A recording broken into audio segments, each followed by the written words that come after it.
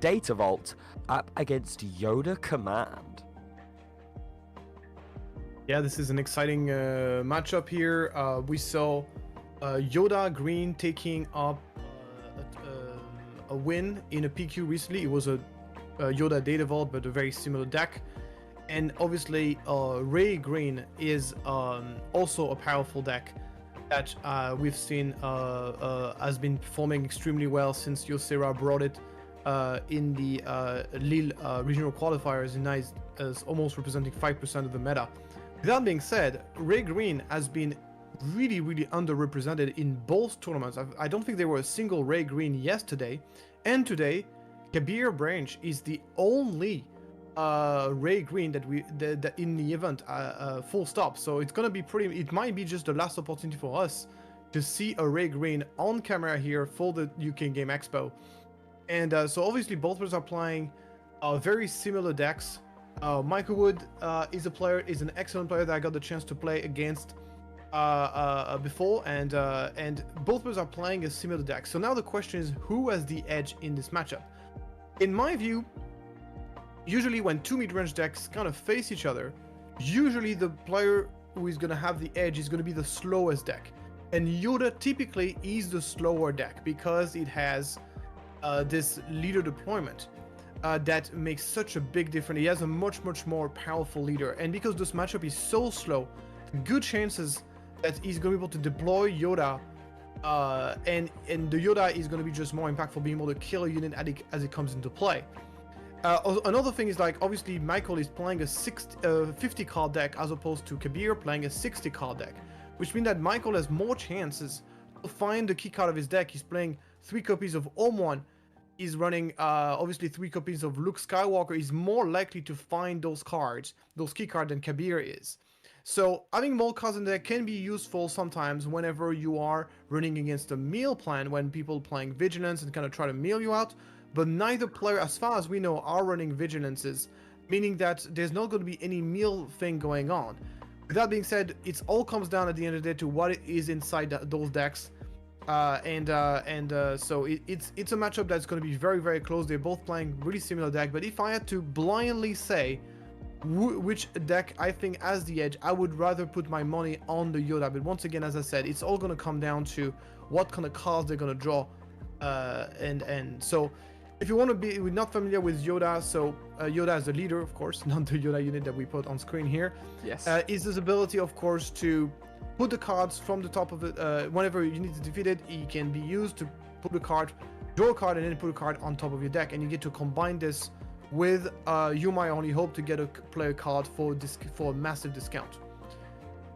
Yeah, as we see the first exchanges of the matchup, here we are underway. That clone deserter making its way onto board and immediately getting boosted up by the Ray effect. Of course, the Ray effect as well. You can pay 1 resource and give an experience token to units with 2 or lower power. So in this situation, that clone deserter becoming 3 power and 4 health, thanks to that experience token. But looks like that the Coruscant Guard is going to go immediately get rid of it there as well.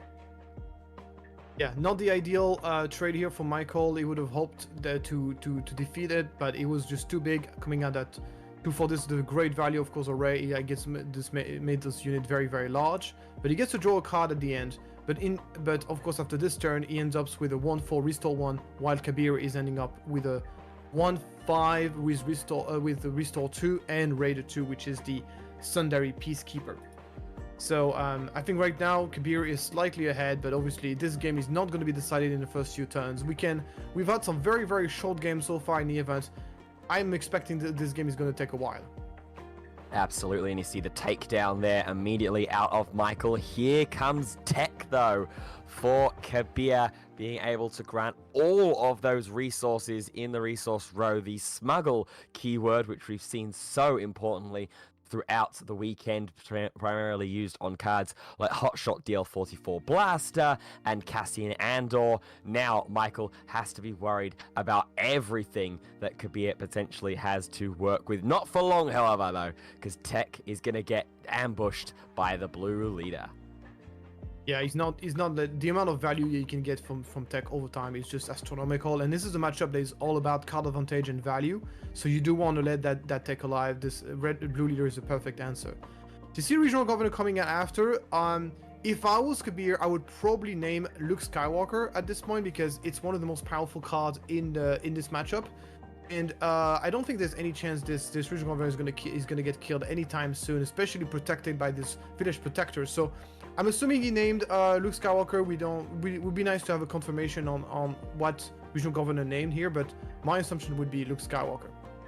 Yeah, that Village Protector is such a great unit as well. It's one of my favorite commons of the set from set 2, being able to come in as a shielded sentinel for just 3 resources as well. Can be so annoying for your opponents to have to try and deal with. And you can see in Rey as well, boosting it up to a 3/3 thanks to the Rey leader ability as well. So we're gonna have to go ahead to take the trade in with the boosted up blue leader to take out the sentinel there. That's exactly what that Village Protectors is there for. Here comes the governor taking care of the Admiral Akbar.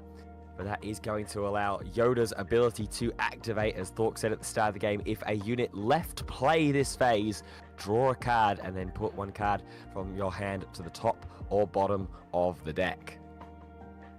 Yeah, with just the 5/5/5, this regional governor even managing to get a kill onto the Akbar, huge amount of value. And Kabir is really cruising ahead in this game, but obviously Michael has not spent his resource yet, so good opportunity for him to potentially come back and see what he can do with those 5 resources.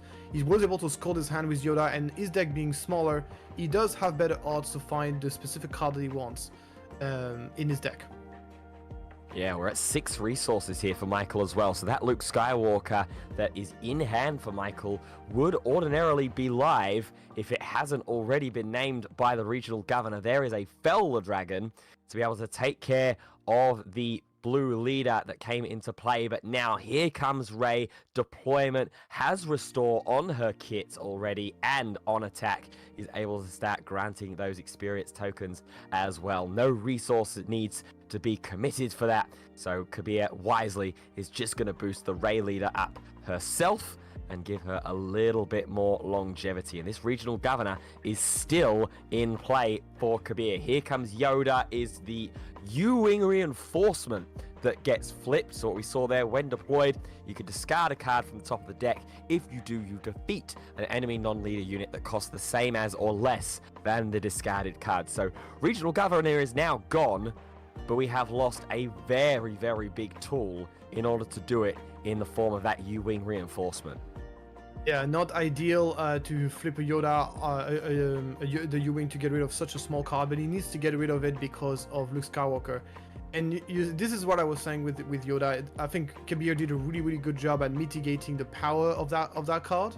And obviously, if you cannot really get a lot of value from the Yoda deployment, then suddenly this matchup looks a lot more even, because as I said earlier, they're both kind of playing the same cards. So this is what he had to do, and this is going to be enabling, obviously, Luke Skywalker, which I'm assuming should come from Michael. Kabir here gets out. Oh, nice. A protection for the Rey, as well as 4 damage onto this Yoda. Yoda's still very beefy, but it is very nice to already deal 4 damage to it. So it's going to be easier to kill next turn. Yeah, that U-Wing reinforcement there from Kabir's side of the board, just proving how important and how useful of a card it can be. And Michael having a little look down into his hand there is the Luke Skywalker. He does. Hello everybody and welcome back to our coverage of the Star Wars Unlimited Day 2 event from UK Games Expo. Apologies that we missed the end of our round 6 feature match, but we can confirm that Daniel on Pilot Boba Data Vaults took the victory by 2-1 in that matchup against Han 2 Data Vault. So Pilot Boba taking the win there in that matchup. But in round 7 now, we have 2 decks and 2 leaders that have slightly flown under our radar here. Both of the players are at X1 records. It is new Lando, Vigilance Lando with Data Vault up against Obi-Wan Kenobi, but paired with Vigilance.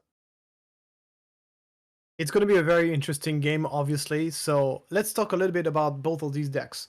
So Lando Green is actually a deck that has been played a little bit during the Django meta, and the reason why people were playing it is because it's a deck that is able to get like so many sentinels that is very, very, very powerful. But because whenever you are able to put shield on sentinels, it can be really, really powerful. With all that being said, if you are capable of clearing the board of your opponent consistently throughout the game, Lando then doesn't do that much anymore. So, in my opinion, it's the kind of deck that can be really, really powerful if you don't know what you're playing against. But once you do, you can kind of like prevent your opponent from having board presence and then prevent the Lando from giving shield over and over again. As for Alan's decks, oh my god, those players are playing lightning speed. I'm just going to try to catch you up here on what those decks do. The Obi-Wan, it's like those double blue vigilance deck. They are really controlling, but they're kind of controlling the game, not really by killing enemy units, but rather on putting a lot of sentinels, healing their base up. But really, one of the major difference that have happened in this, and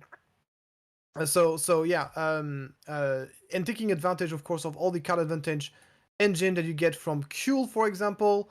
This version of the deck also plays one copy of Satin Cry, so there's a plan B, kind of like milling the opponent.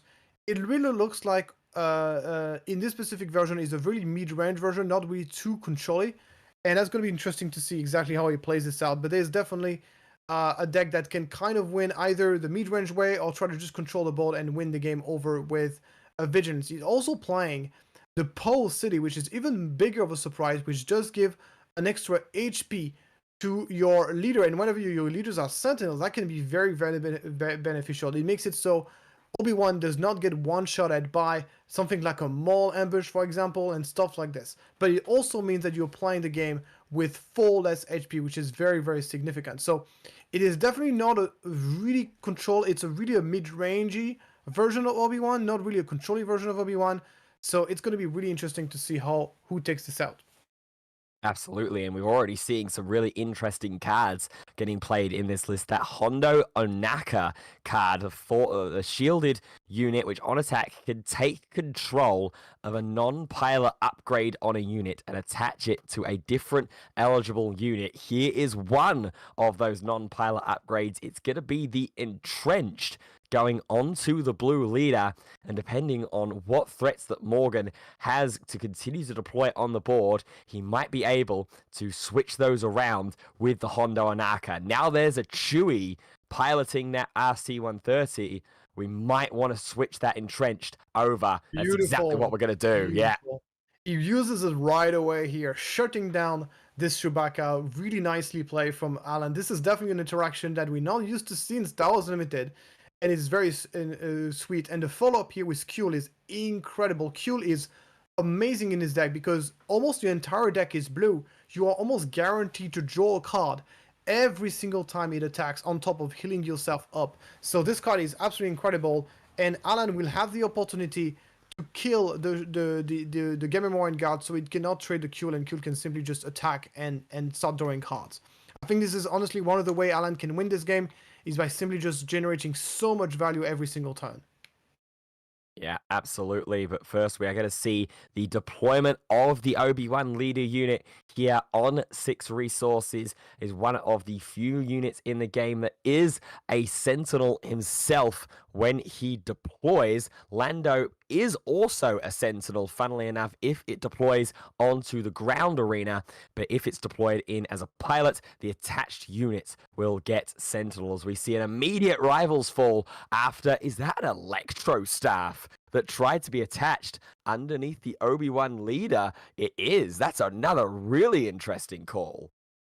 Over in strength here to make the Kuel slightly bigger, and so it actually cannot really be killed by this Game Memorial Guard. But Alan is taking an absolute beating. So obviously he's playing double blue, so his deck has ways to kind of heal himself up. But he's taking an absolute beating here in his base. So he's gonna have to be mindful because he's playing a 26 HP base, so he cannot afford to take too much damage.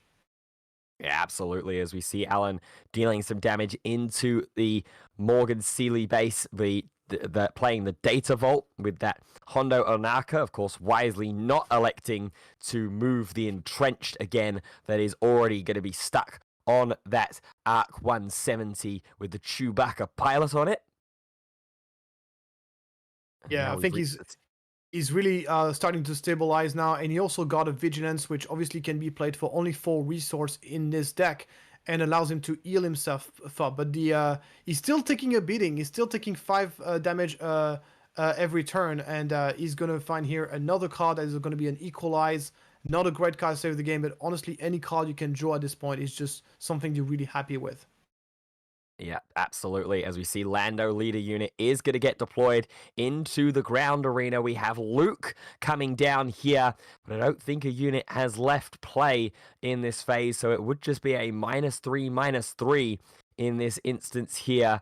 And Lando is going to take full advantage of that, swinging in for what will be just 2 damage here with the reduction that Luke has provided Lando.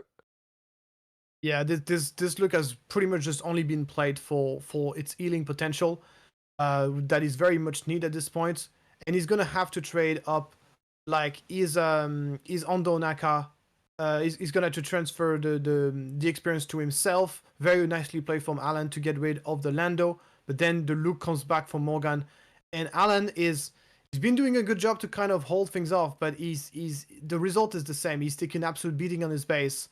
His leader is dead, and he's still very much behind on board. So he's gonna have to do something very out of the something exceptional if he wants to come back in this. Yeah, it's always the awkward situation as well when you're playing Obi-Wan Kenobi that comes down as a Sentinel when it's deployed. Then you're pairing it with this Pal City base with the whole intention to try and give your leader Sentinel a little bit more longevity in the game. When it immediately gets responded to by a rival's fall, you lose such a big momentum swing that you are trying to build towards. The good news is that Haaland pretty much has what we would think is one of the most important card he could have at this point in the game, which is he does have a copy of Redemption, which was going to help him reset his life total significantly here.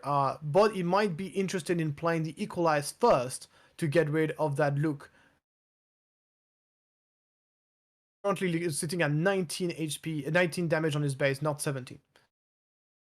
So he's going to do -2/-2 onto the... Oh, yeah. He's not dead. He's just getting -2/-2. I don't know why he's... Why did they remove the blue leader? So Equalize, it give your unit -2/-2 for this phase. Then if you control fewer units than that unit's controller, it becomes another -2/-2.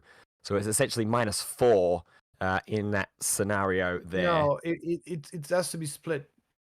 It's -2 to 1, which it did. Give another. Give another. Yeah. So I don't know why they removed the blue leader. So yeah, maybe I'm wrong. Anyway, the follow-up play here with the Mandalorian, being able to give the shield to the Mandalorian using Lando's ability is extremely valuable here. The shield on Mandalorian is going to make it so much more difficult to deal with unless Alan just finds a straight-up removal. A Rival's Fall here would be game-changing for Alan. He needs to be able to stop that Mandalorian. He's not quite lethal, but he's putting you such in a back foot position. Yeah, absolutely. As Alan is going to have the initiative here to start off with. So it has 1 action to be able to try and find some kind of response. It is going to be another Luke Skywalker that's going to come down. Okay, so players are saying, yeah, this blue leader was damaged. Sorry, didn't quite see it.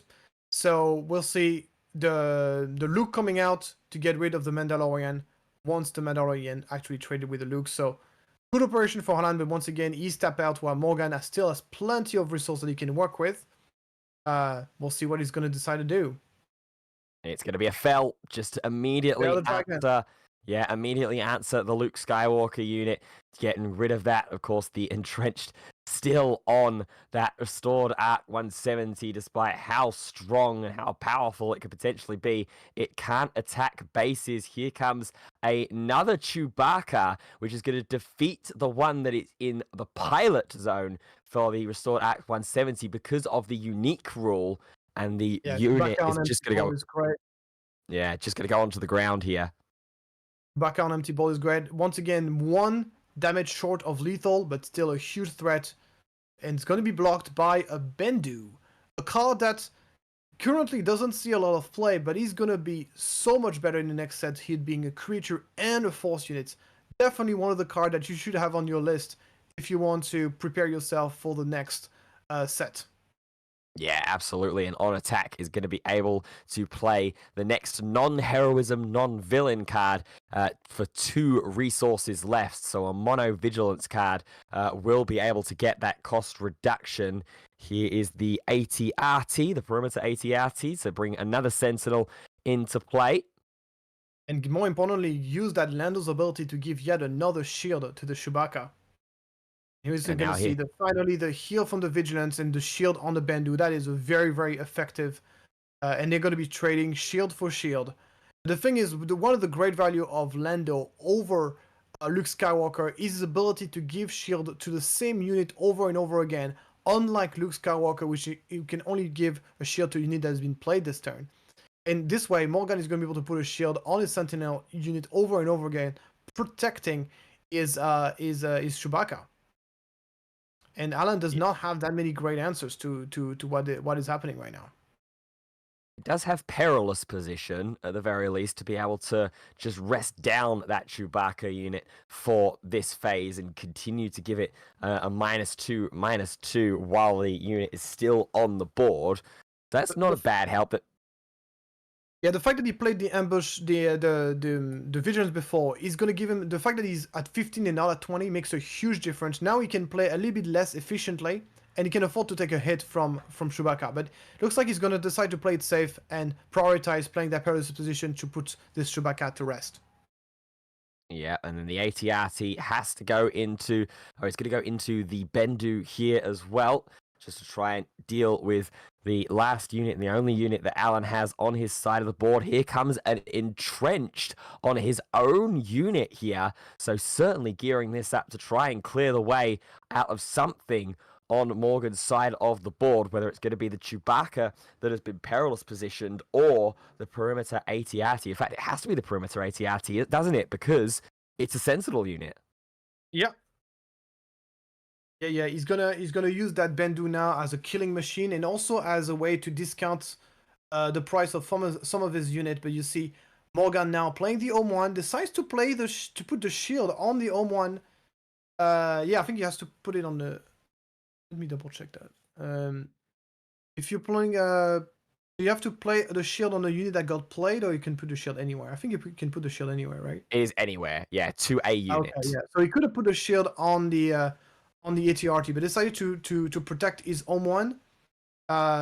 This means that he will lose his footing on the ground, but I still think it's a very comfortable position to be in for Morgan. Morgan he's going to be slapping 7 next turn with that Obi-Wan and put Alan really on the back foot. Does he have something else relevant to play? Just a Yoda.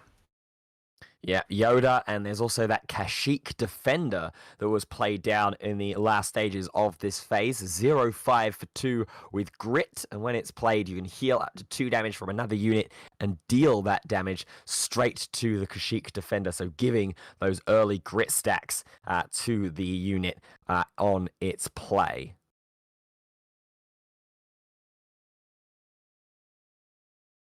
So ready to go into the next phase, and immediately with Morgan having the initiative, the first action is going to go ahead and be a big swing in with the home one into Alan's base. And we mentioned it a couple of times already in this game, playing that Powell City, only 26 health points on that base.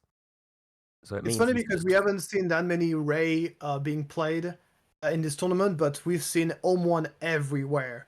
Like Obi-Wan is really one of the most late game card being played in those decks. Like green white is just very, very popular this set. Yeah, absolutely. Command Heroism is a great combination together, as well as Vigilance Heroism. Seen how impactful some of those cards can be in the format. As we see, Bendu is going to continue to be that defeating machine there, taking care of the only ground unit on Morgan's side of the board, that Chewbacca. Yeah, Alan is doing a great job at stabilizing this game. Keep in mind, he can also use the Obi-Wan to heal up his units. He's doing a really good job at stabilizing the game, and he also holds a redemption in hand, which will completely reset his life total. Alan might be in a bad position, but he's not going down without a fight. No, he's certainly not, as we're seeing Lando effect getting used here to play the echo-based defender. And this is super important because it facilitates the Lando leader effect. You have to control a ground and a space unit to be able to give that shield token to something on your side of the board. So Morgan here wisely using the Lando ability for the ground unit to be able to get a shield and get that space nice and protected. Echo-based defender is going to get put into a perilous position, though. Yeah, he's getting the discount from it, thanks to the thanks to the Bendu attack, and this will allow him to clear out this echo-based defender, keeping the ground arena so clear. It's so important to do that to prevent Lando from being able to use his ability. And then all you gotta do is just play the redemption and just completely reset your life total. He's going for all the damage to it, which I think is correct, because this redemption is going to dive to the Arc 170 attack regardless, which we forgot about him, but he's still there. He's still very much alive, and he will just be used probably to clear out this redemption so the rest of the Armada can attack. Oh, never mind. Never mind. Did Morgan just forgot that he can attack with this Arc Very 170? possibly. Very possibly. Yeah. I mean, it's been entrenched for pretty much the start of the game, thanks to the Hondo Onaka moving the entrenched to it when Morgan decided to pilot it. Now there goes the Arc 170 crashing into the redemption, completely healing the only minimal damage that was on the Data Vault base. But now it's Alan's turn to do some more healing here. Heal 5 with Vigilance Back to 10 and get HP. rid of Back that to blue 10 HP. leader. And this is what heroism and vigilance can do so well, is swing games really nicely back into your favor with the heavy healing, the heavy restore. Here comes a confiscate to get rid of the entrenched. I don't think Alan cares too much about that. He's like, oh, the Midnight Repair, not a card you see very often. Sorry, we're jumping from exciting cards to exciting cards here, completely healing up the Bendu. Not a card you see very often, extremely situational. And yet Alan is fearless and plays him, but he's going to be able to play another threat. The redemption goes into space. And Alan is just going to concede? Yeah, there's a scoop. There's a scoop going on here, and it looks like Alan might be scooping it up and conceding himself. We'll get confirmation exactly where the concession is coming from, but with Home 1 and Redemption on Morgan's Space Arena, you'd have to imagine he is in the stronger and more favorable position, and no amount of healing will be able to keep up with all of those attacks going on. So no, it's Alan who has taken the victory here, apparently. I am incredibly confused now. No, I think we're that.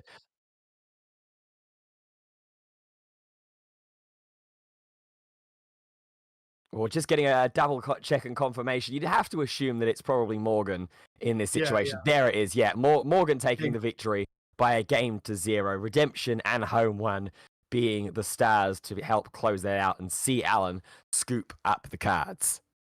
Yeah, so I think that if Alan was actually playing good cards instead of playing Midnight Repair, he could have maybe kind of stabilized that game.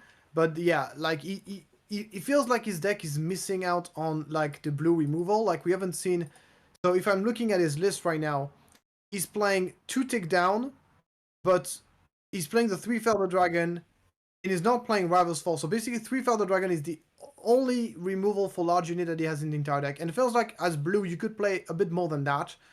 And maybe this is kind of what he's missing on a little bit. So we'll see how it goes. We saw out of his sideboard, he decided to add a Xylo Beast to the mix.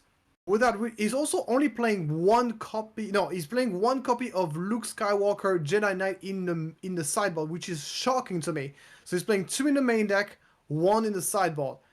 That is shocking to me, because that means he's not playing the full place of Skywalker in his main, which I cannot imagine this to be the correct course of action for his main deck. But I guess now he's probably going to be playing it in his main now, because it's such an important card in slow and grotty matchup such as this. So yeah, Morgan is in good position. What is he going to bring from his deck? He's got some Nebula Ignition of his own on the sideboard that could completely wipe the entire board, since he's able to put upgrade on his unit a bit more consistently than Obi-Wan can. The thing is, like, Nebula Ignition can be tricky in this matchup because Obi-Wan does play quite a few upgrades.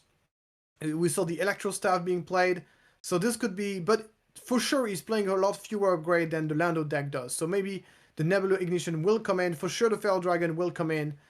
Yeah, maybe the Rivals Fall as well. Once again, I don't know which part of this is part of the side or the main. Oh, there's also some shoes side from the sideboard to swap out those Xylo Beasts that Alan has sided in. So that's going to be interesting, exciting for sure. But on paper, I really, really prefer Morgan's deck. Yeah, it's a real unique combination here of leaders and strategies, and definitely some takes on them that we haven't seen before. I mean, Obi-Wan Kenobi, we're so used to seeing it do well when it does do well, paired with command and be a more sort of traditional heroism box kind of deck, and then Lando coming in here as in that heroism box kind of aspect pairings with vigilance and command, but something very, very different leader wise. As we see, we are underway in game number 2. Regional Governor has been played. To this day, we will never find out what a player has named from the Regional Governor, and then a Gamorrean Gaz just being played as itself. Normally, against that kind of deck, you like to name Resupply because ramp on turn 2 is so huge. But Morgan is not even playing Resupply, and as he should, because Resupply, the Lando deck really want to emphasize on playing as many units as possible to try to use and abuse Lando's ability. So yeah, as you can see here, beautiful use of the ability here, giving a shield to Gamma-1 Guard, as well as giving him the Sentinel status as well. So this Gamma-1 Retainer is going to do a great job at protecting against both of those units here on the ground. And already this game has barely started. Morgan is already starting to kind of take over the game already. Yeah, absolutely. As Alan looked like he just went ahead and claimed the initiative throughout the remainder of that phase. Didn't want to put any damage into that data vault with the Regional Governor and give Morgan any extra actions. But we are going to see Hondo Onaka make its way back onto the board. It was a great little early game tool for Alan in game 1 to be able to move an entrenched over to a more important unit that it needed to be onto. What kind of targets will it have in this game, I wonder? Yeah, you could actually move the shield from the Gamma-1 Guard to somewhere else if Alan is not willing to take care of it, but looks like Morgan is going to prioritize getting rid of it already. That's going to let the Yoda kill it possibly, but Alan? We've passed. Alan, we're in the next phase. Did he pass? Yeah, well, okay. Alan missed out on an opportunity here to kill the Gamma-1 Retainer with his Yoda. Maybe he was not expecting Morgan to take the attack, and as a result, this Retainer is going to have yet another day to live. And Morgan is deploying a very impressive Armada. And the thing is, like, Alan is not really good at killing units in this deck, and this is exactly what Lando loves. Lando loves playing against decks that are not good at clearing out his units, so he can keep giving shield to his unit over and over and over and over again. Because as long as you get a unit on the ground and unit in space, you can give shields with Lando. The best way to counter Lando is to keep his board clean so he cannot use his ability. Yep, so we see the Hondo attacking in there, moving the shield token over to the Regional Governor, as opposed from taking any shields away from Morgan's side of the board. That's just going to allow Morgan to continue to pile on this damage. Here is the Space Sentinel, the Concord Dawn Interceptors, but it's a little too late here after all of the space units have gone and attacked. It's going to allow an easy swing in here with that blue leader with its extra ability to go into the ground and take care of Hondo. Yeah, it's really interesting because when blue leader got spoiled, I was saying this is one of the best card ever made in Star Wars Limited. It's really, really a strong card. We're gonna see this everywhere. And during the Django meta, this card was actually pretty bad. It was actually not really well positioned in the meta, but now that Django is out of the way, blue leader sees play absolutely everywhere, and we are seeing it in so many different places. Overall, green-white has just got so many upgrades in this set, and we're really, and that's why we're seeing so many green-white leaders doing great. We're gonna see here Yoda picking a really good trade against that blue leader, and kind of stabilizing the game. But the thing is, Alan is definitely doing a good job at holding off. But the thing is, does that really matter? Because in the latest situation, who has the advantage here? I actually think that Morgan has a better late game than Alan. So, is it really a victory that Alan is capable of kind of holding the barge for now? Not so sure. Well, that certainly seemed the case in game one. You have to remember, Alan did so much healing and restoring. I think he managed to get himself down to just 10 damage that was left on base before eventually scooping up and conceding after a home run and a redemption was played down into the space arena. So that point has certainly already been proven. But now, with this Obi-Wan leader unit being deployed, no immediate answer to it. We're going to see Entrenched get put onto the Concord Dawn Interceptors very, very nicely here, making that Sentinel even stronger in defense. And now the Obi-Wan leader unit is going to take the trade, and in fact, a better trade, or better than trade, take care of the blue leader, helpful by that Pow City ability. Yeah, this entrench was fantastic, completely blocking the space arena here for Morgan. But yeah, you're right by saying that the Alan's deck is really good at stalling out the game and healing and all that stuff. But healing does not win you games. It doesn't matter how much you heal if you're not able to kill the threats of your opponent. You're just basically delaying. You're not really winning. And here the thing is, like, Morgan. This is exactly what happened in the previous game. Alan healed at least 40 HP throughout the game with his deck. But because he was not able to deal with Obi-Wan and Redemption, he just ended up losing the game anyway. So, as I said, Alan needs to find a way to kind of put a clock on his opponent here. So right now, Morgan is at 7 HP, by the way. So it's a 7-7, if I'm not mistaken. Yeah, it is indeed. I'll tell you what, one of those ways that they might be able to try and help close out this game, I see a Zillow Beast in the hand for Alan, a 10-10 for 9 that when played gives each enemy ground unit -5 attack for the phase and then heals 5 from itself when the regroup phase starts as well. We are a couple of resources away from it here, 3, 4, 5, 6, 7, so we're 2 phases away from being able to play it down onto the board right now, but it is a potential threat if we can hold off as we did in game one. Yeah, Morgan does have an answer in hand with that Fell the Dragon. But he might be forced to use the earlier. I think Alan needs to find a way to kind of force the opponent to play this out earlier than what you would expect. And then so then the Dino Beast can come out and simply just stabilize. First Luke's coming down for Morgan. This is a huge one.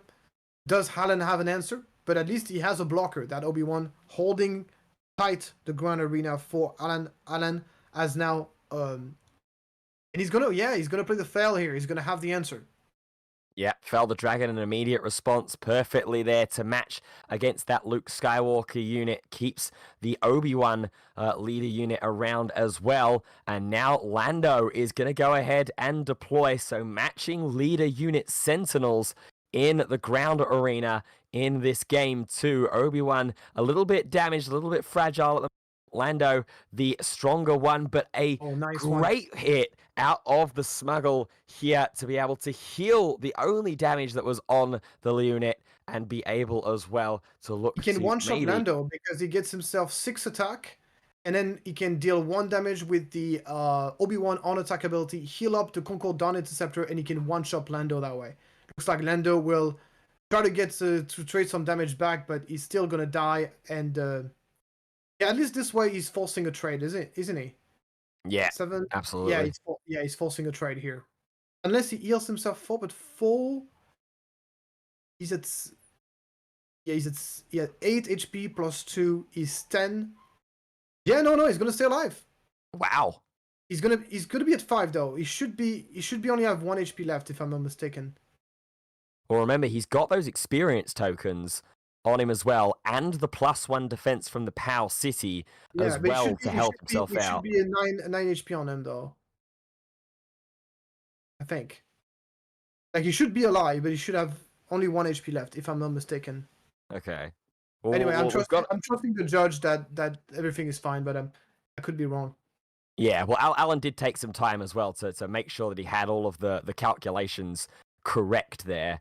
But as we say, we'll make sure that the everything is confirmed. We are still Oh, continuing to play. never mind. So yeah, the viewer says on attack triggers first, so he Yes. was able to kill him. To kill him before the damage back was dealt with. Okay, that's good. Yes, that makes sense.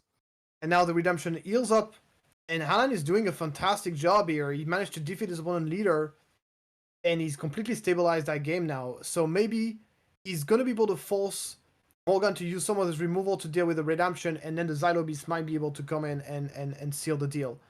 It looks like he's not gonna do it that way. He's gonna do it with a fantastic Obi-Wan here, getting back the blue leader, getting rid of that redemption, and just like this, Morgan put himself back into the game. But this Obi-Wan on the ground still being a problem. 12 damage on base to 3. It's still anyone's game. Yeah, absolutely. We are nowhere near a conclusion here. It feels like right now we've still got plenty of game to play. And when we get into this resourcing as well, we're going to get that one step closer to the potential Xylo Beast that's going to be played down. We are at 9 resources now, so Xylo Beast is online for Alan if he wants to play it down on this phase. And he has still kept it as well. But first things first, it's going to be Morgan with the first action of this brand new phase. And he's going to go ahead and play a Legion. 97th Legion is going to come down and get +1/+1 for each resource you control. And it's being played with Lando effect here. So it's getting a shield token as well. So that should be a 9/9 to match Alan's resources, and now he pulls the trigger on the Xylo Beast. Yeah, this is a great Xylo Beast. Unfortunately, Xylo Beast is only giving -5 attack to ground unit. Yeah, so it doesn't work on the Obi-Wan, so it's a little bit awkward. And keep in mind, guys, that this fellow is only going to get bigger and bigger every turn. So Morgan here could simply just take the initiative.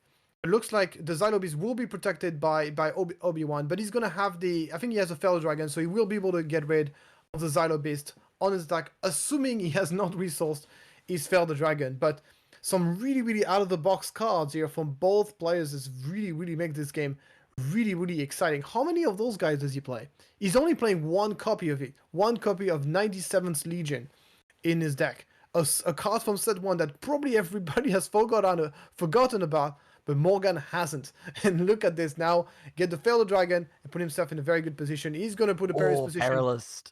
That's a good one, but honestly, he was going to get blocked by Obi-Wan anyway, but it's still a very good one to have. And keep in mind that Obi-Wan, don't mind me, I'm in space, and I'm pounding every turn. Yeah, absolutely, and it's quite some bit of damage that he is doing every single phase while it is around. Here is an echo-based defender now onto the ground arena, played with Lando effect, so it's going to get himself the shield. There's a Luke Skywalker, though, because a unit left play in this phase. That Xylo Beast being felled is going to be able to clear the way of the ground sentinel and let Obi-Wan crash into the base uncontested here. This has been a real captivating game in game 2 so far. 20 damage on that data vault. Ordinarily, that is a lot of damage, but still, reminder that is a 33 HP base. Morgan prefers to take the initiative here rather than attacking with the Obi-Wan. That Obi-Wan was -6/-6, wasn't he? I don't think so. I think we cleared the way of the echo-based defender with the Luke. Okay. Yeah, so he missed out on a lot of damage here by not attacking with the Obi-Wan. So I'm guessing he has a very strong play to make, or is it just simply just going to swing at the Obi-Wan and finally kill him? This Obi-Wan has been in play for so long. Yeah, well, it's going to depend on how many resources are available to Morgan to adjudicate that power. Now with Obi-Wan's first action. A bit of confusion here coming on. A bit of confusion coming from Morgan here. That's gonna be very bad for him. So 24, only 6 damage because he healed 2 from the Obi-Wan. It all checks out. And now I would say the 97th Legion should be able to attack Obi-Wan and kill him, or maybe is he missing a couple of of damage. There's so much math involved into this game. We're sorry, guys. And both players are playing really quick as well, which makes it very hard for us to keep it. This has been one of the hardest game to keep up, especially with all the new the out of the ordinary card that are being played. And I have to say, it's also it's a very hard card to. And the reason why both players are playing quick is because they know that those decks takes a very, very long time to win games, and they know they are under a limited amount of time. So especially Alan. So that's why they're playing very quick, but it makes everything very difficult to follow. Yeah, we see the Mandalorian get played down here with the Lando effect. Is going to come in as a shielded unit. Another Electro Staff is going to go onto the Obi-Wan leader. What is that? Is that Chewbacca, I think, that's gone into the home one as well as a pilot. So upgrades flying around everywhere. There's still plenty of resources left to go around here as well for Alan. He's holding on to Entrenched. He's got Perilous Position. I see Vigilance in there as well. We're going to Perilous Position again. Yeah, are we going to use this Entrenched? We are. This is a beautiful entrench here on this Obi-Wan piloted by Chewbacca here. And now we're going to see where this Obi-Wan is going to attack. Is he just going to be willing to take some damage against Mandalorian? He has nothing to heal, unfortunately, so there's no way he can ping the shield of the Mandalorian before Obi-Wan gets to attack. So he prefers to not attack into it. He does not want to take damage on his Obi-Wan. He wants to keep it alive. So yeah, this game is incredibly wild. And it's still anyone's game. Morgan can still heal even though the Obi-Wan is entrenched.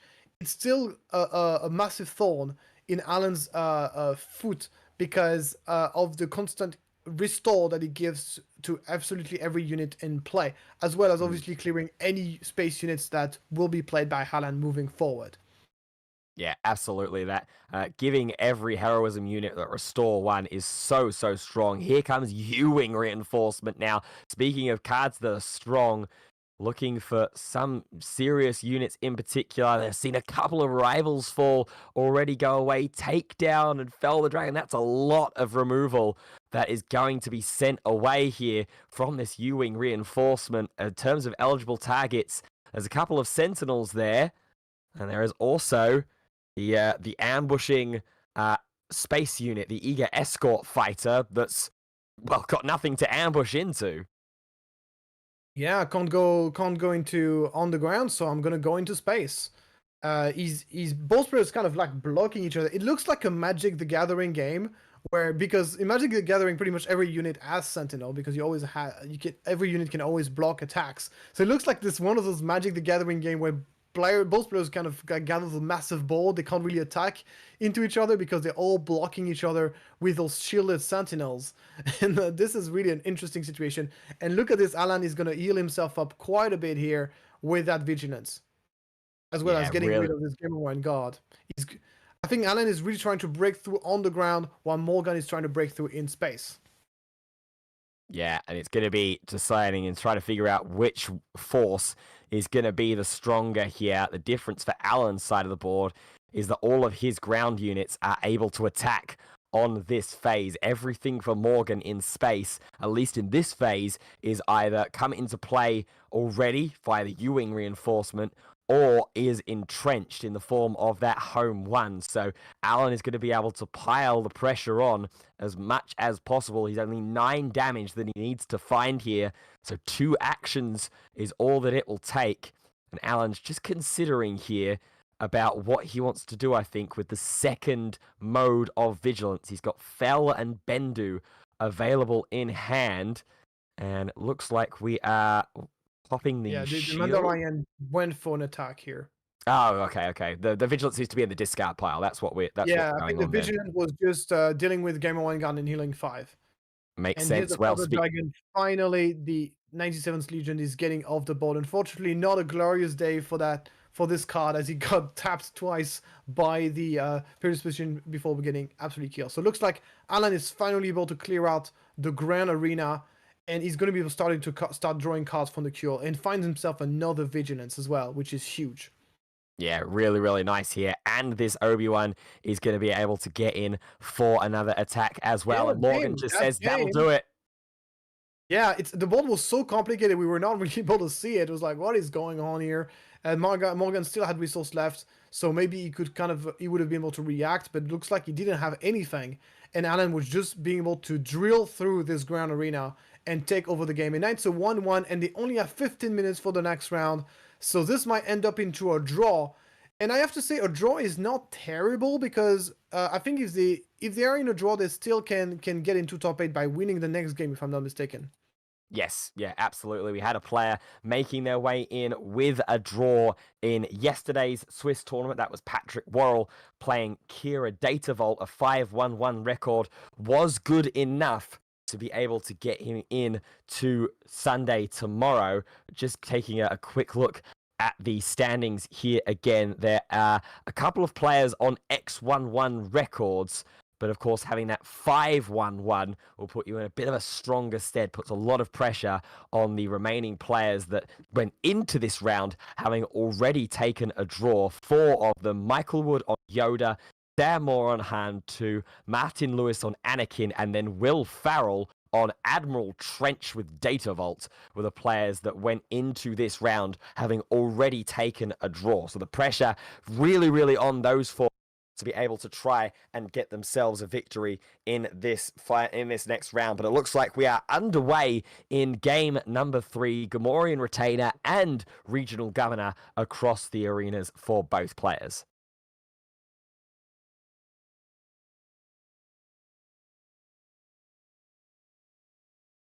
So the Retainer is going to go ahead and get the attack in here for 3 damage.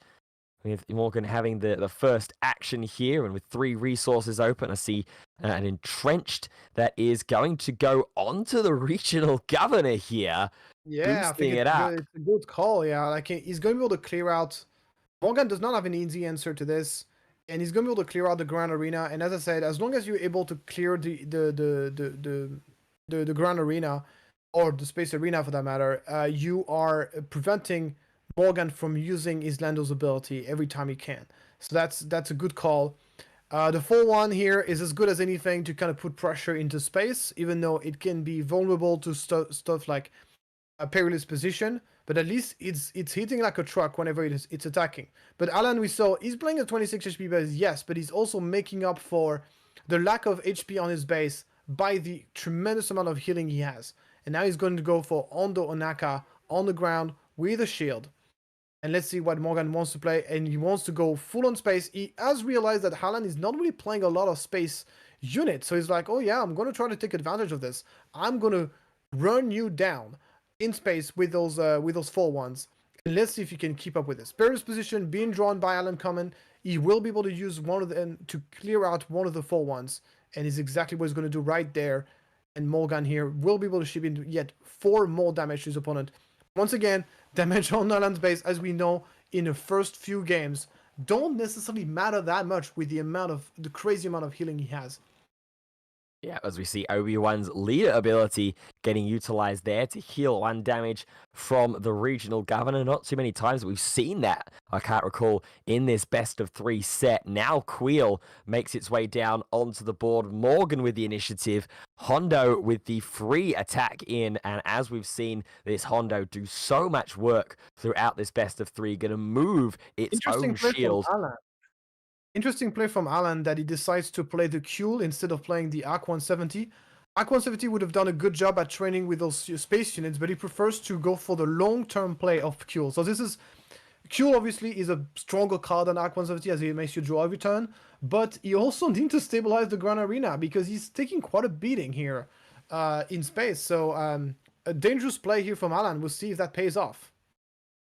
Absolutely. And while that damage is continuing to pile in here, this eager escort fighter for Morgan continuing to do 4 damage phase after phase after phase into this base. That can't remain unchecked for too much longer. I see Electro Staff, Redemption, and I think a Felder Dragon. Make that 2 Felder Dragons that are now going to go into the hand for Alan after the Queel effect is going to activate with the 2 damage into the Data Vault base. And now over to Morgan's action. Just going to take it slow, just going to burn everything and just wait for Alan to react. Here is the deployment. Is there an immediate answer? Not quite. It is a Mandalorian, though. Yeah, he's right now basically Morgan has a very really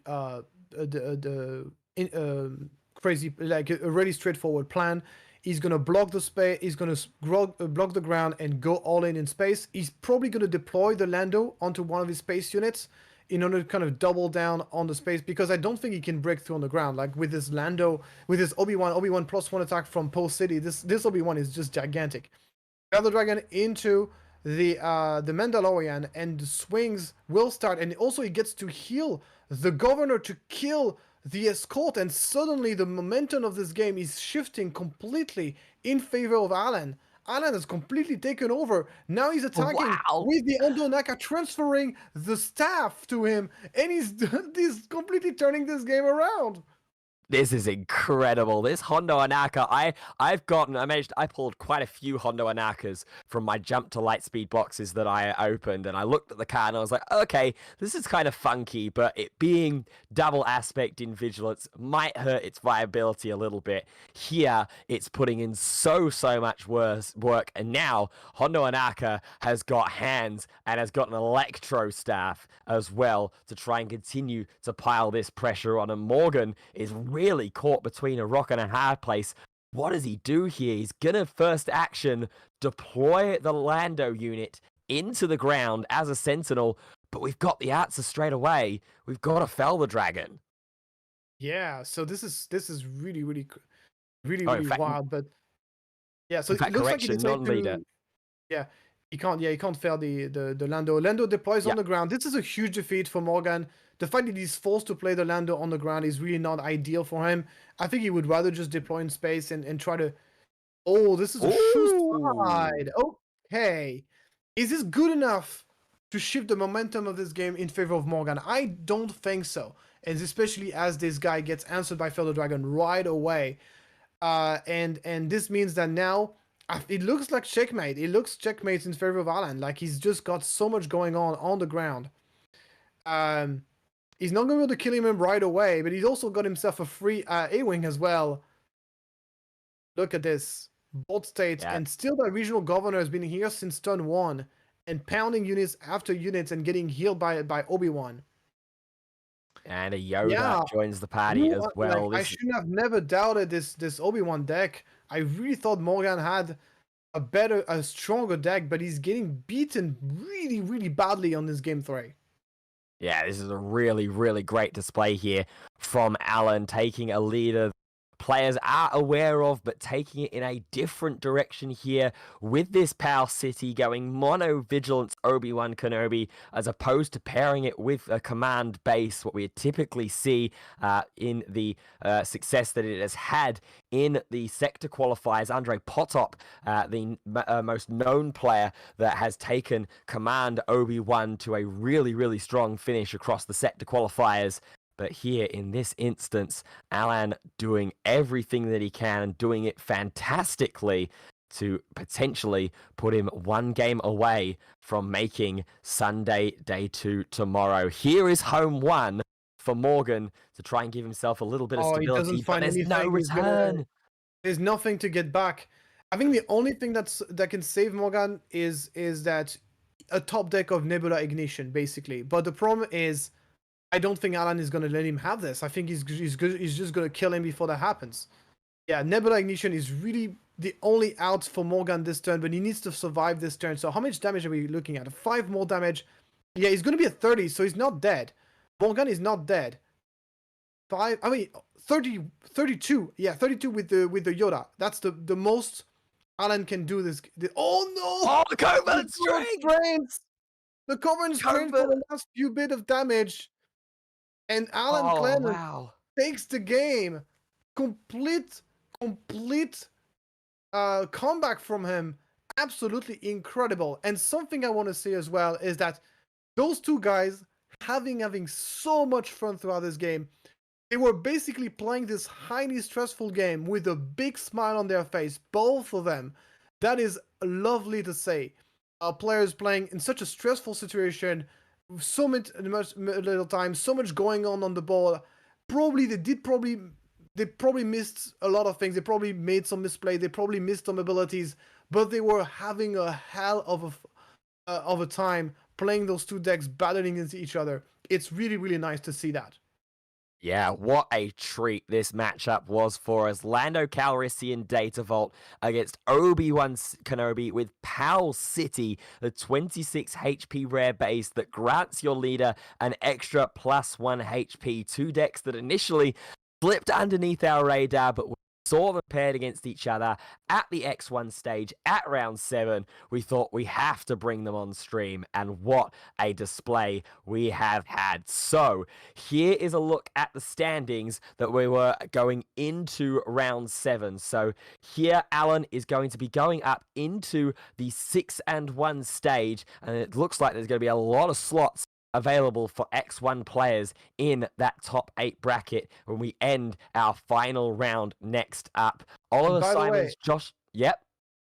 Oliver with his Akbar won against Ysera. Wow. That is incredible. I don't know what the matchup is. Maybe Akbar is just a really good matchup against Control, but it's impressive to see that Oliver managed to win against who is probably the best UK player, Ysera, with his Akbar deck, and he's now going into 7-0. He's obviously guaranteed top 8 again. And while Ysera did not manage to make it top 8 yesterday, but this day he has a better chance. He's pretty much guaranteed right there. Even if at 6-1, even if he loses that game, with a 6, can he make it with 6-2? 6-2, I don't think makes it, because you're going to have 7 1s, and then potentially you might have some draw players that are also coming in. So I see. Yeah, X2 will be pushing it to try and make it into a top 8 cut. So Ysera still has a chance to not make it to the top 8, which would be a massive upset, him not being able to make it to top 8 twice in a row. But obviously, honestly, even if you're a good player, even if you're an excellent player, making it to the top 8 in those tournaments, as we talked about earlier, is not easy at all. It's not easy because it's very unforgiving. There are a lot of good players. Those tournaments are very, very dense in good players, so it's definitely not an easy one. Absolutely. Well, we have one more round to bring you from today's second Swiss tournament before we look at playing and putting those 8 players that are also going to be joining the 8 that qualified yesterday into tomorrow's deciding single elimination bracket. Who is going to join them, and are there any more surprise decks like that we've just seen that maybe slipped under our radar? We are going to find out in just a moment, and I hope you join us there too. So stay tuned. We will be back with our final round of the day just after this. 6 resources is one of the few units in the game that is a sentinel himself when he deploys. Lando is also a sentinel, funnily enough, if it deploys onto the ground arena, but if it's deployed in as a pilot, the attached units will get sentinels. We see an immediate rivals fall after, is that an electro staff that tried to be attached underneath the Obi-Wan leader? It is. That's another really interesting call. Over in strength here to make the kill slightly bigger, and so it actually cannot really be killed by this Gamemore God. But Alan is taking an absolute beating. So obviously he's playing double blue, so his deck has ways to kind of heal himself up. But he's taking an absolute beating here in his base. So he's gonna have to be mindful because he's playing a 26 HP base, so he cannot afford to take too much damage. Yeah, absolutely. As we see Alan dealing some damage into the Morgan Sealy base, playing the Data Vault with that Hondo Onaka, of course, wisely not electing to move the Entrenched again that is already going to be stuck on that Arc 170 with the Chewbacca pilot on it. Yeah, I think he's really starting to stabilize now, and he also got a Vigilance, which obviously can be played for only 4 resource in this deck and allows him to heal himself up. But he's still taking a beating. He's still taking 5 damage every turn, and he's gonna find here another card that is going to be an Equalize. Not a great card to save the game, but honestly any card you can draw at this point is just something you're really happy with. Yeah, absolutely. As we see, Lando leader unit is going to get deployed into the ground arena. We have Luke coming down here, but I don't think a unit has left play in this phase, so it would just be a -3/-3 in this instance here. And Lando is going to take full advantage of that, swinging in for what will be just 2 damage here with the reduction that Luke has provided Lando. Yeah, this look has pretty much just only been played for its healing potential. That is very much needed at this point, and he's gonna have to trade up. Like he's Ondo Naka. He's gonna have to transfer the experience to himself. Very nicely played from Alan to get rid of the Lando, but then the Luke comes back from Morgan, and Alan he's been doing a good job to kind of hold things off, but the result is the same. He's taking absolute beating on his base. His leader is dead, and he's still very much behind on board. So he's gonna have to do something very out of the something exceptional if he wants to come back in this. Yeah, it's always the awkward situation as well when you're playing Obi-Wan Kenobi that comes down as a Sentinel when it's deployed. Then you're pairing it with this Pal City base with the whole intention to try and give your leader Sentinel a little bit more longevity in the game. When it immediately gets responded to by a rival's fall, you lose such a big momentum swing that you are trying to build towards. The good news is that Haaland pretty much has what we would think is one of the most important cards he could have at this point in the game, which is he does have a copy of Redemption, which was going to help him reset his life total significantly here. But he might be interested in playing the Equalize first to get rid of that Luke. Currently he's sitting at 19 HP, 19 damage on his base, not 70. So he's going to do -2/-2 onto the... Oh, yeah. He's not dead. He's just getting -2/-2. I don't know why he's... Why did they remove the blue leader? So Equalize, it gives your unit -2/-2 for this phase. Then if you control fewer units than that unit's controller, it becomes another -2/-2. So it's essentially -4 in that scenario there. No, it has to be split. It's -2 to 1, which it did. Give another. Yeah, give another. Yeah. So I don't know why they removed the blue leader. So yeah, maybe I'm wrong. Anyway, the follow-up play here with the Mandalorian, being able to give the shield to the Mandalorian using Lando's ability is extremely valuable here. The shield on Mandalorian is going to make it so much more difficult to deal with unless Alan just finds a straight-up removal. A Rival's Fall here would be game-changing for Alan. He needs to be able to stop that Mandalorian. He's not quite lethal, but he's putting you such in a back foot position. Yeah, absolutely. As Alan is going to have the initiative here to start off with. So it has one action to be able to try and find some kind of response. It is going to be another Luke Skywalker that's going to come down. Okay, so players are saying, yeah, this blue leader was damaged. Sorry, didn't quite see it. So we'll see the Luke coming out to get rid of the Mandalorian once the Mandalorian actually traded with the Luke. So good operation for Haaland, but once again, he's tapped out while Morgan still has plenty of resources that he can work with. We'll see what he's going to decide to do. It's going to be a fell just immediately answer the Luke Skywalker unit, getting rid of that. Of course, the entrenched still on that restored at 170, despite how strong and how powerful it could potentially be.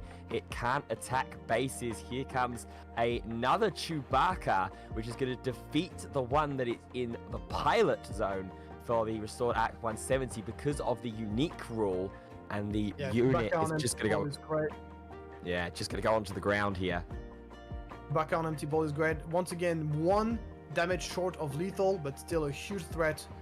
And it's going to be blocked by a Bendu, a card that currently doesn't see a lot of play, but he's going to be so much better in the next set, he being a creature and a force unit. Definitely one of the cards that you should have on your list if you want to prepare yourself for the next set. Yeah, absolutely. And on attack is going to be able to play the next non-heroism, non-villain card for 2 resources left. So a mono vigilance card will be able to get that cost reduction Here is the ATRT, the perimeter ATRT, to bring another Sentinel into play. And more importantly, use that Lando's ability to give yet another shield to the Chewbacca. Here is going to see finally the heal from the Vigilance and the shield on the Bendu. That is very, very effective. And they're going to be trading shield for shield. The thing is, one of the great value of Lando over Luke Skywalker is his ability to give shield to the same unit over and over again, unlike Luke Skywalker. Hello everybody, welcome back. This is it, the final round of our Day 2 Swiss tournament for Star Wars Unlimited, putting more players in to Sunday tomorrow, and two of those players, one of them we've already seen before today. Daniel is back in the feature match era with his Pilot Boba Data Vault deck, and he is going to be going up against the deck, or at least the leader and base combination that won the Lille Regional Qualifier, Sabine Data Vault. It's gonna be a cool game. We haven't seen Sabine all day, so it's gonna be nice to see her a little bit on the field. This time around, though, Jos Bayton is running a really mid-rangey version of the deck, running very expensive cards, and it makes sense because he decided to elect and play Data Vault the 33 HP base. On the other side, we got Boba Fett Data Vault. So, for having played this deck quite a bit, Boba 4 Data Vault does struggle quite a bit against aggro, and the reason is that naturally red, black, green has always been one of the worst color combination against aggro because you have nowhere to heal, you don't have that many like removal that are able to kill very large unit like Poe Dameron and that kind of thing. You play Sentinels, but the Sentinels are not so great, and also this color combination has some of the worst 2-drops in the entire game. So all those things makes it very difficult for this kind of decks to contain aggro, but I gotta say, Josh is not playing the most aggro. He's probably playing one of the least aggro version of Sabine I've seen. He's still playing aggro. He's still playing 4 cards I built at Living. He still has some Rebel Assault. He's still fairly aggro, but he's not as aggressive as a traditional Sabine. And maybe this can be a chance for Danielle to have a bit more breathing room to deploy its gameplay. Another thing as well is the fact that indirect damage as a mechanic is not great against aggro because it doesn't actually kill anything. Until you reach a certain point, and by the point where you reach that point, you might have already lost the game. So we'll see how that goes. On face value, I would say it's a bad matchup for Danielle, but I'm excited to be proven wrong, and I think Danielle still has a chance to. But this is a spot for the top 8. It's an important game for both of these players. Absolutely. So we are kicking off that important spot. It's going to be Kylo's Tai Sansa for Daniel Kraft. It's going to be Ketsu Onryo for the Sabine player. Ketsu, that's just a 3-2 in this situation. When it deals combat damage to a base, you can start defeating upgrades that cost 2 or less. Yeah, Ketsu Onryo would be an incredible card in the meta if you could destroy upgrade that costs 3 or less, because that's the one that you see the most play. But it's still a solid card. It has Saboteur. It looks like Josh does not really play. The reason why people usually don't run Ketsu Onryo is because she's not a Rebel. And you really like Rebel when you're playing Sabine. But I feel like the version that Josh is playing doesn't really care too much about Rebels in general. I don't think he's not playing many of the traditional cards like the Fleet Lieutenant and all that stuff. He's basically playing a Rebel-less version, and this is an excellent follow-up for Danielle. With our Super Laser Technician, we'll be able to kill Ketsu Onryo and ramp Danielle at the same time, and he has initiative as well, so that's a pretty incredible turn for Danielle. Yeah, and then on the other side of the board, one of my favorite cards from Spark of Rebellion, the Fighters for Freedom, the ability to deal 1 damage to a base anytime you play another aggression card, just be able to help fulfill that hardcore aggro playstyle that Sabine is typically known for. But as we've already established, this with Data Vault is not going to be the case. It's going to be a little bit more measured, a little bit more rangey as we see the first action of this new phase. Daniel immediately, as we expected, taking that trade into the Ketsu Onryo and ramping with Super Laser Technician. Yeah, the ramp is so significant. This will allow Danielle to play this turn the Goinon gunship, which is one of the best body to put to deploy Boba Fett on. And if Josh does not have an anti-upgrade in his hand, that means next turn Danielle will be able to deploy his Boba Fett and start putting tremendous amount of pressure on George Space. Yeah, absolutely. Josh can only reply with a green squadron A-wing here. Still looks like 2 resources left open, so both players can match at leader deployment here. Question is, will Daniel blink and deploy here? Does still have that Kylo's TIE silencer upright and ready to swing as well, just in case he wants to attach Boba as a pilot and get it immediately attacking in on this phase. No, he can't. He's still missing 1 resource. Oh, he's still 1 low. Okay. No, the big decision for Danielle was whether he was going to be attacking with the silencer to trade with the A-wing.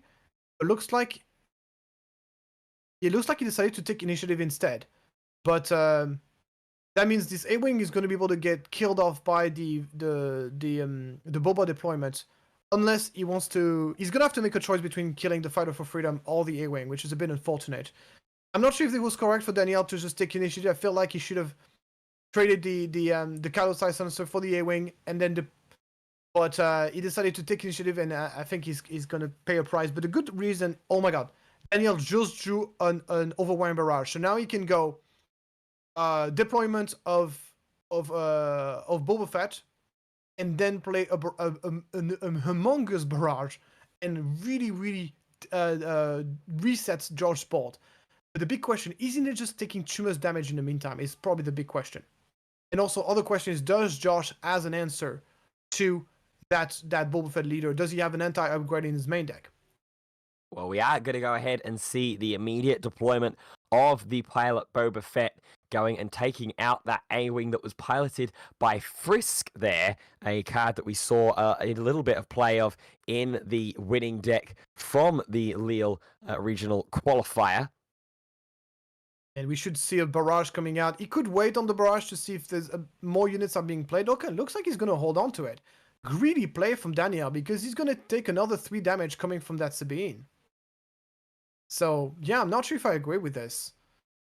He's going to try to... yeah, I feel like he could have played the barrage first and then attack to benefit from the +2/+2, but no, he prefers to swing first. And he's hoping that another card is going to get played, that he can get more value out of this barrage, because this is a barrage on 10. So obviously, if he was barraging right away, he would have wasted 4 damage. But sometimes by trying to be too efficient in a matchup like this, you can actually end up losing the game by trying to be too efficient. And you see now there's a blue leader coming out. Does he have enough to kill everything? I think he's missing 2 damage to kill everything. So he's gonna have to let something live. Probably the Sabine will have to stay alive.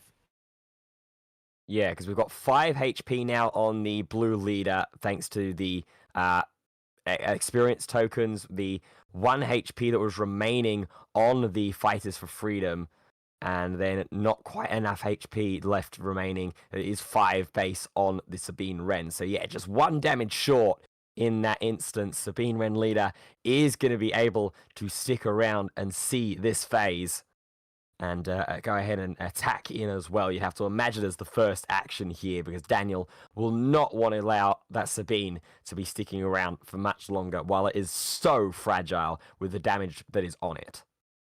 Yeah, I feel like Daniel has not taken too much damage.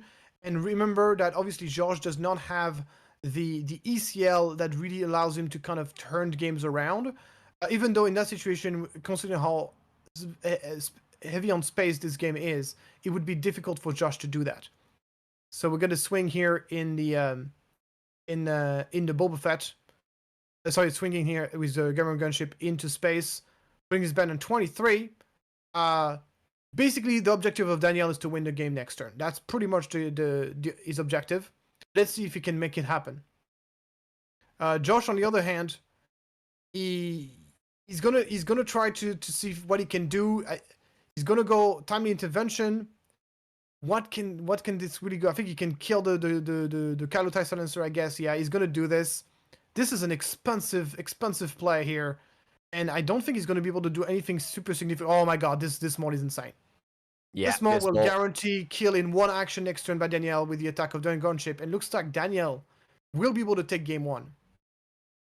Yeah, really important hit here of the Maul. Going to be able to overwhelm for a huge chunk of damage because of the 1 HP remaining on that Sabine leader unit. Is sent back into the leader zone and a completely empty board state for Josh. And I think, yeah, he is just going to go ahead and scoop it up. Realizes that there is absolutely nothing I can do in this situation. And Daniel Kraft is going to go up in the all-important final round by a game 2-0. Okay, once again, because of the software we have, I don't know if those cards are part of sideboard and main deck, but I know that Josh has 3 disabling factors somewhere in his 70 cards. He's probably going to side them in if he hasn't already, and obviously those will be very useful to destroy the Boba Fett. But really, what put Danielle in a good spot here was the early game. So sometimes I always want to emphasize on the importance of stats in Star Wars Unlimited. And here's something, if you really paid attention to this game, you realize that this entire game has snowballed out in favor of Danielle because of one little thing. And that one little thing is the fact that Kitsu Onyo is not a 3-3, but a 3-2. And 3-2 means that he was killed by the Super Laser Technician, which allowed Danielle to stabilize the board and ramp at the same time, and this is what allowed him to set up this amazing Dornan gunship into barrage with the Boba Fett. So you can see how a very small difference can make, a very small difference of stat can completely turn a game around, because I can guarantee you that if this Kitsu Onyo survives, if this Kitsu Onyo is a Battlefield Marine, instead of being a 3-2, this game looks completely different. And he's able to get in a lot more damage, and he would force Danielle to play more defensive, and he can have this, is what we call the butterfly effect. A small little thing can completely turn a game upside down. Yeah, absolutely. As both players having a look into their sideboard, preparing themselves up. We'll have a quick look in as well on some of the other games to see if there are any other matches that have already gone ahead and concluded. I can report that on table 2, there has been a draw that has been taken. Timo Frank with Han Solo 2 Data Vault, and Martin White with Piet on Aggression Piet as well with the Nadiri Dockyards. They've taken a draw, so they believe that X11 is going to be enough to see them go into the top cut round, the top cut stages of tomorrow, potentially even just looking for those extra prizing as well. As we see, here is the updated standings going in to this final round. So Oliver Simons are guaranteed an undefeated player. He has already earned his invitation, his place into the action tomorrow. So his spot in the top 8 is going to get passed down to the 9th place player in the standings here today. Martin White is one of those players, and Timo Frank are the other one that has taken the draw here. So they will end with 6-1-1 records, and in theory should make them safe with 4 more players that are going to be whittled down from X1 to X1 and X2 across the rest of the matches. Yeah, Yosera has his tournament top 8 on the line. He's at 6-1. If he loses another game, he might just be out. Maybe he took a draw and hope that the 6-1-1 makes it, puts him through. This could be smart from Yosera to take a draw at this point and not take the risk of being kicked out of the top 8 as well. We'll see exactly how that goes. As of for... Yeah, so it's obviously a very stressful moment for those players as they're getting on the gate, and it's really nice to see that we're gonna get a Piet red into top 8 for game for the third day. So we're getting into those final preparations ready ahead for game 2. Daniel Kraft just needs to find one more win here to get himself that 7-1 record and guarantee himself a spot into tomorrow.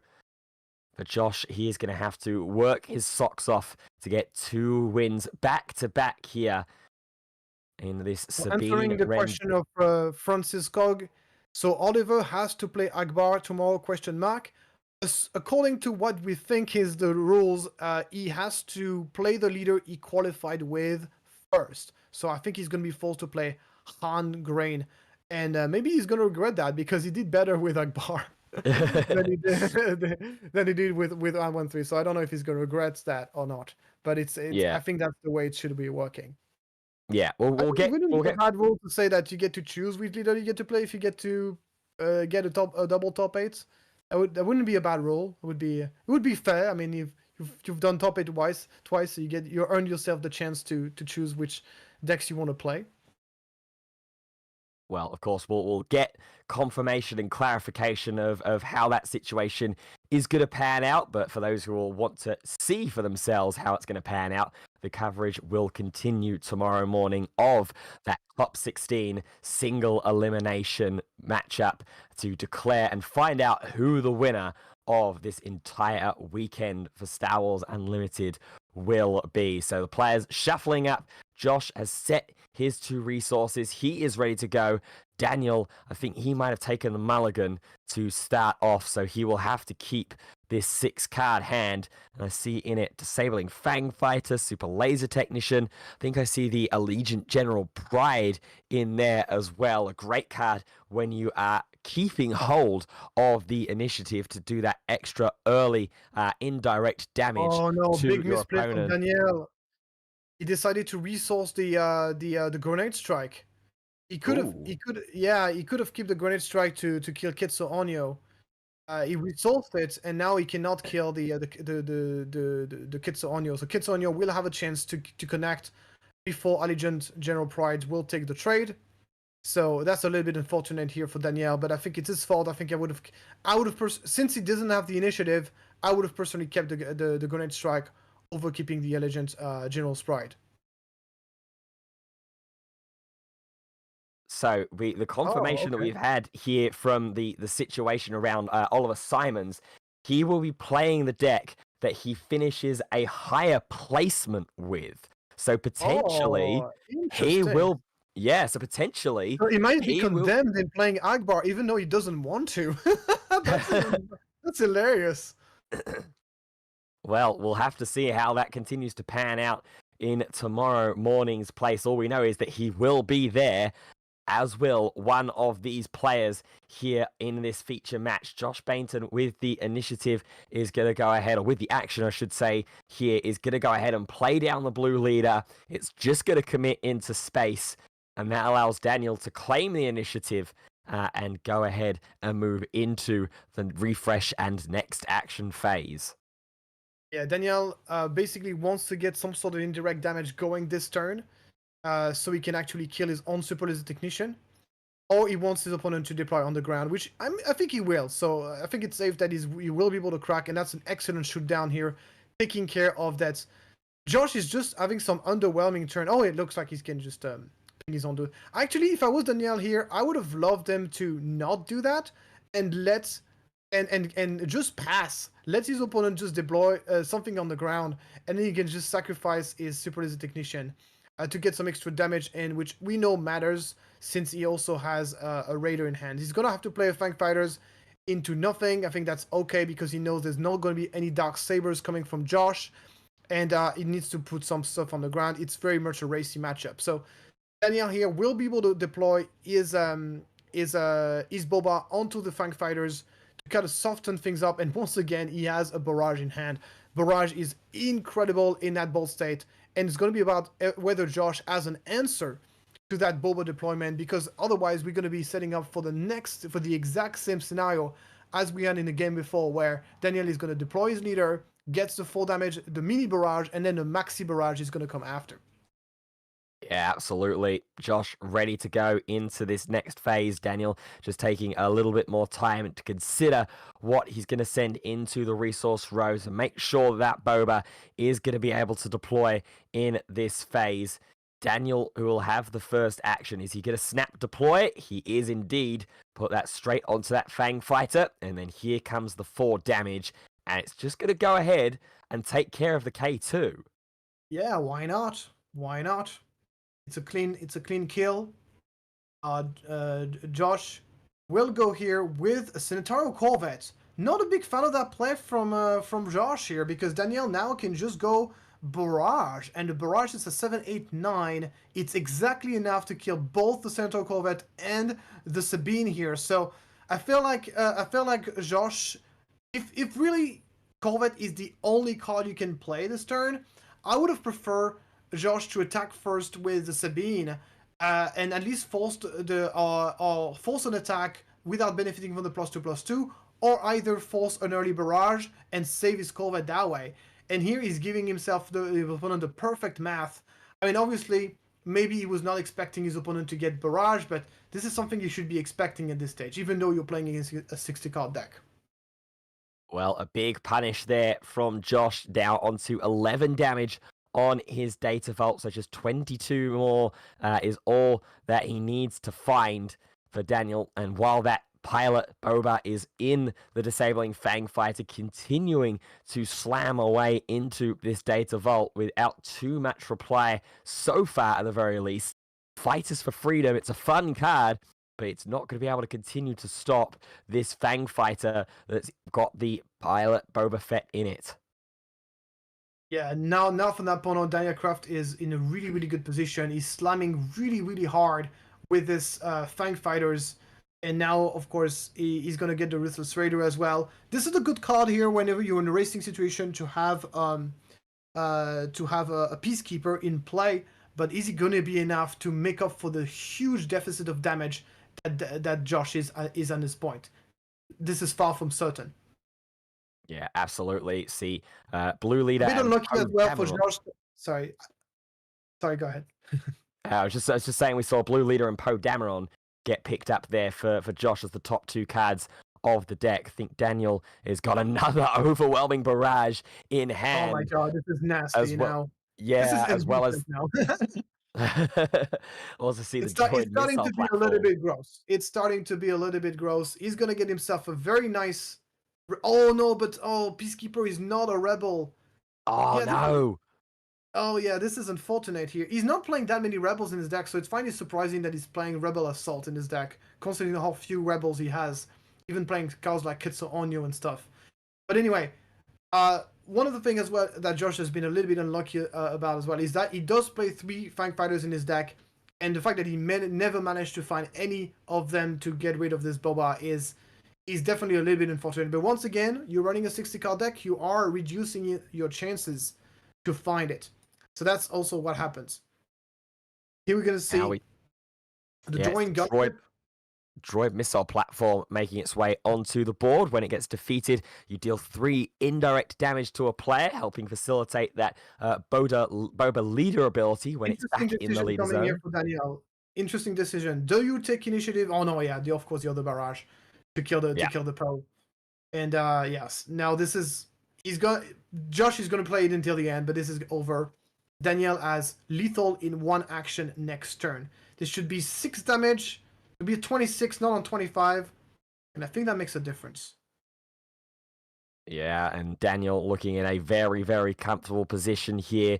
The initiative token has been kept here with Josh, but I think you can see from the body language here, he's already eyeing up the situation and saying, you've got a lot of units and a lot of threat in that space arena, and typically with Sabine Wren, that's not an area of the board that we attack into. It's typically a heavy ground focus, and there is the extension of the hand.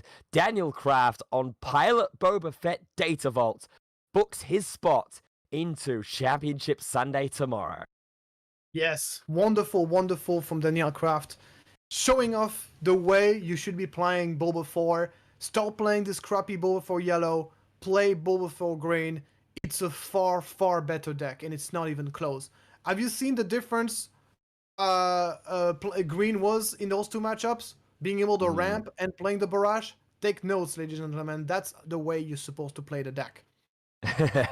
Well, the results certainly cannot lie here. Daniel Kraft up to 7-1 and through into day 2 tomorrow. It will be a fantastic display and great to see him into the competition in tomorrow's top 16 actions. Commiserations as well to Josh Baton there. 6-1 throughout the day is definitely not a stat line to sneer at whatsoever, but just couldn't quite get it over the line here in what was a very, very difficult and well-piloted matchup here by Daniel. So, a little reminder and a look at some of the other players that might be joining us as well in the final day tomorrow.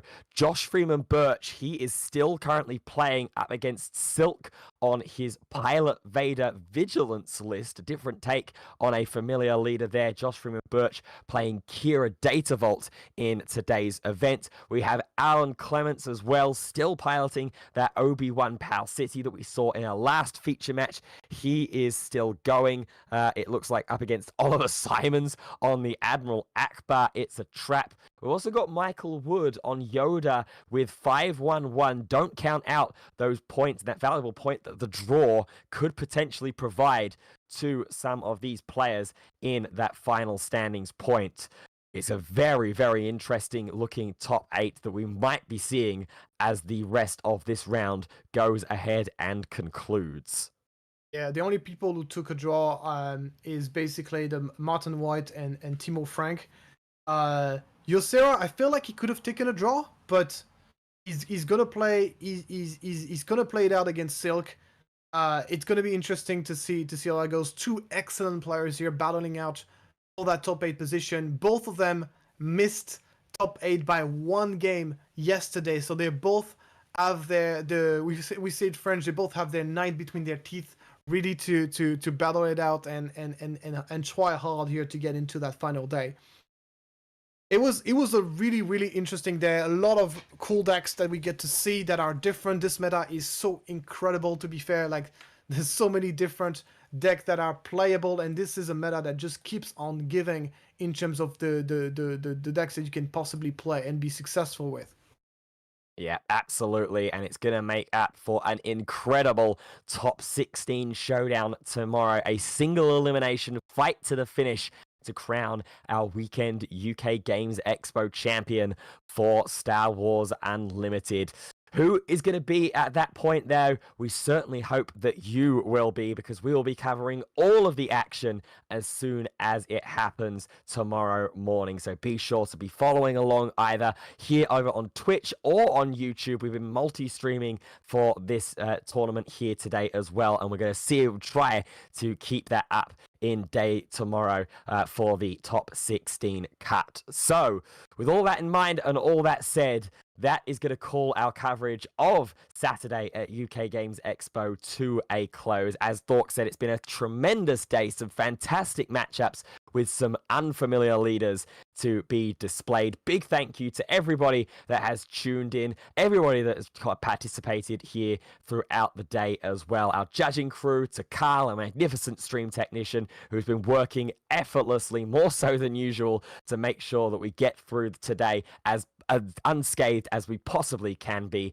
And of course, from myself, a big thank you to my co-caster Thork for joining me today.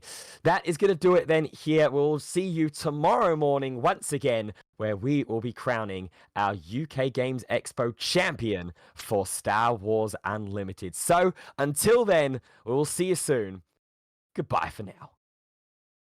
6 resources is one of the few units in the game that is a sentinel himself when he deploys. Lando is also a sentinel, funnily enough, if it deploys onto the ground arena, but if it's deployed in as a pilot, the attached units will get sentinels. We see an immediate rivals fall after, is that an electro staff that tried to be attached underneath the Obi-Wan leader? It is. That's another really interesting call. Over in strength here to make the kill slightly bigger, and so it actually cannot really be killed by this Gamma-1 guard. But Alan is taking an absolute beating. So obviously he's playing double blue, so his deck has ways